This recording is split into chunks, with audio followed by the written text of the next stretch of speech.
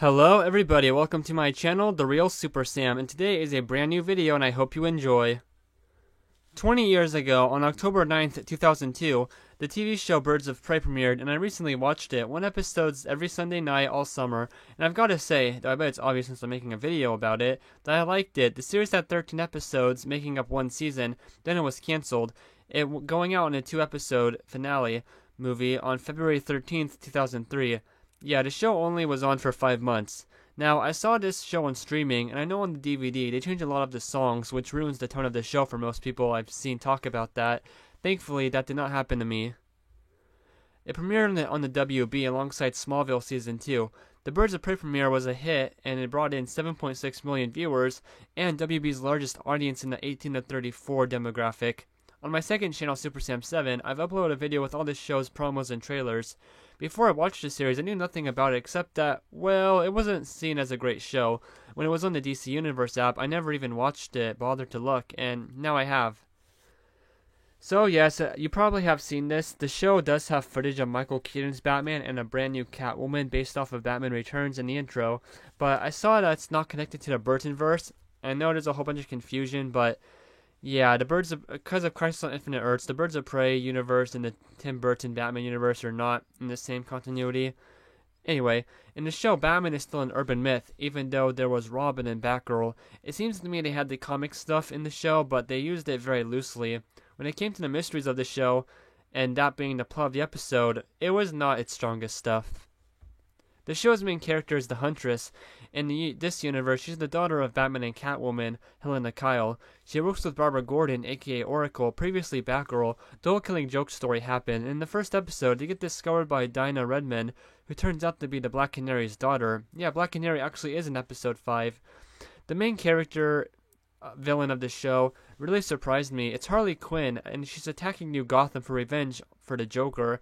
I had no idea she was even in the series. Other big villains that show up are Clayface, who kind of reminds me of Clayface 3, but it's actually Clayface 5, Clayface 3's son, and he has a kid who can turn people into basically clay statues. Lady Shiva is in episode 8, but she's just a ninja given that name. There's really nothing comparable to the comics with her. And then in her civilian identity, she knows Helena Kyle because they went to school together, but she's at the start of that episode, some cringe. The very first episode actually has a villain who uses fear as a weapon, but they don't have it be the Scarecrow. Other cast members are Alfred Pennyworth, of course, and he's just his typical fun, snarky self.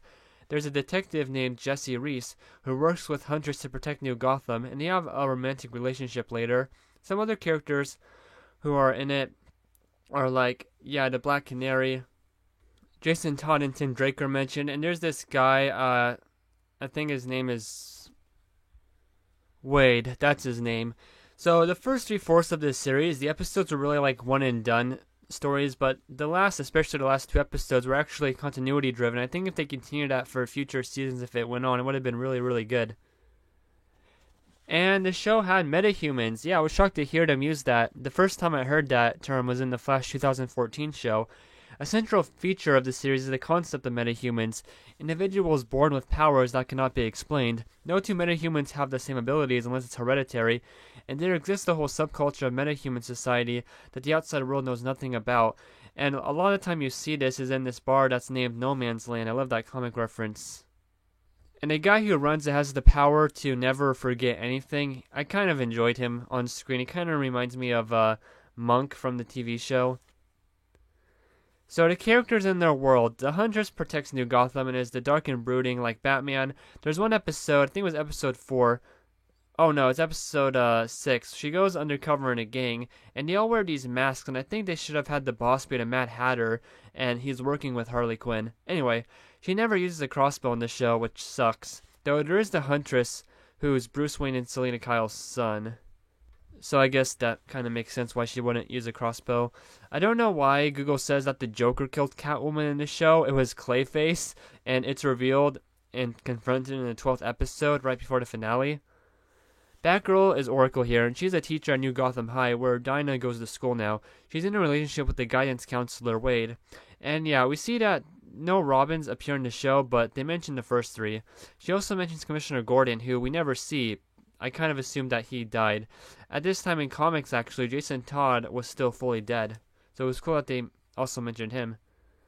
Dinah Lance, daughter of the Black Canary, is a completely new character, kind of a new Black Canary, and there's no Green Arrow in the show or even mentioned.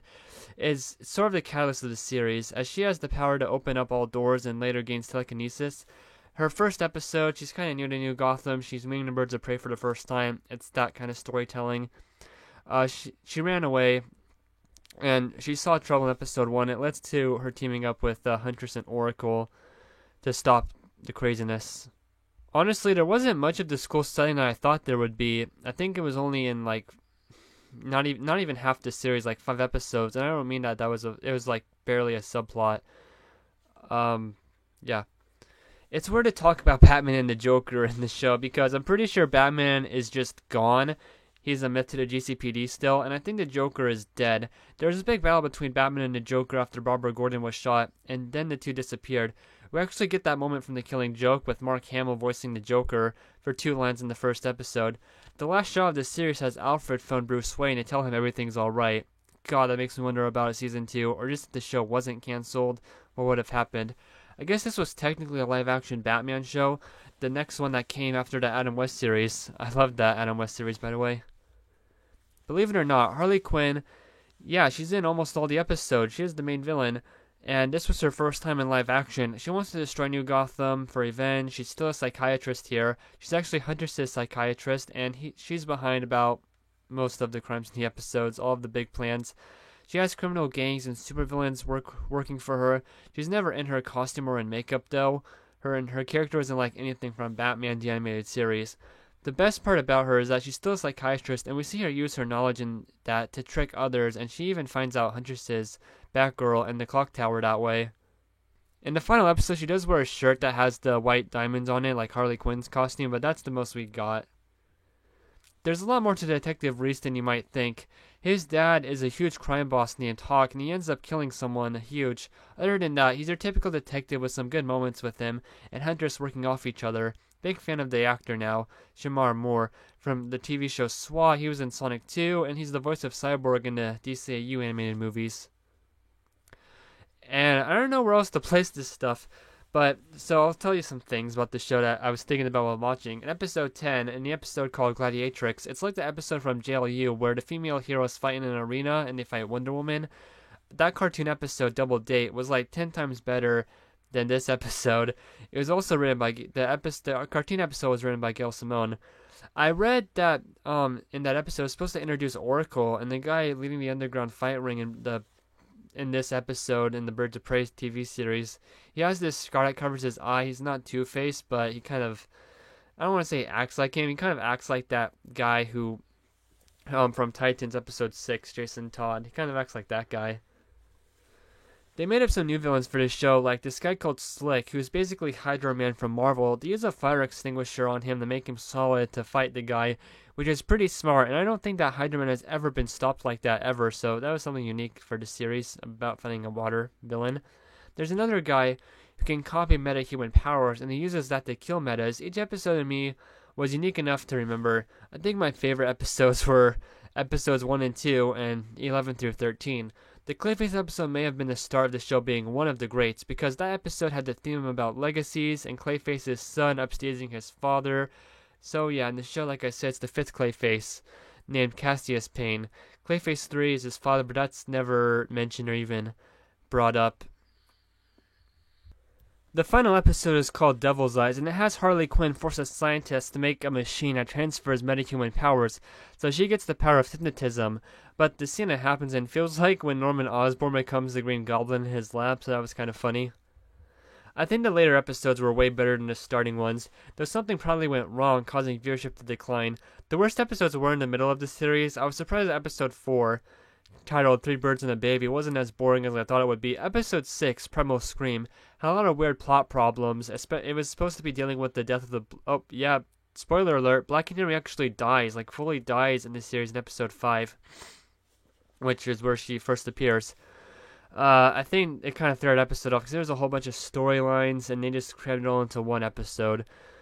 And I don't know, it kind of throws me off when they call the city New Gotham and Huntress having cat powers like Catwoman.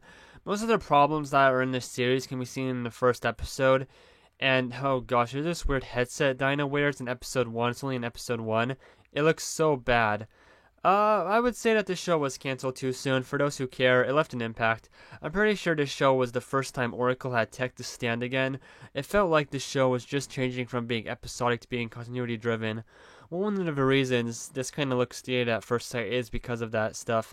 If the show kept going on, it would have been cool to have different main villains every season, like maybe Black Mask, or do something different with Falseface. Have Killer Croc, but have it be like Killer Croc in his first storyline where he's a gangster. Maybe the final season has Joker's daughter. I was really surprised by how much the series had. The biggest positive comparison I can give is watching the early seasons of Smallville. It definitely had more action than that series. A little bit more excitement as well when it came to, fight scenes. Long story short, this gave me what I was looking for in a show. Maybe I'm part of a niche, but these were definitely 13, looking back on it, good enough episodes. I don't know what I would give it a number rating. Probably, since I, like I said, I'm a niche, I actually like this 7 out of 10 for looking at the whole thing.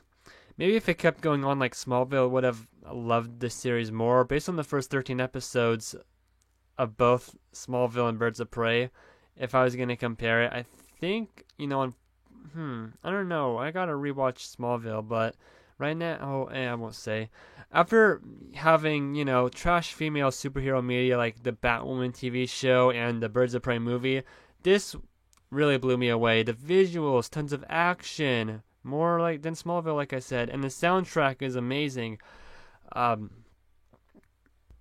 If you're interested, have time out of your day, definitely worth a watch. And that's all I got for you guys. Thank you for watching this TV series review, and have a good day.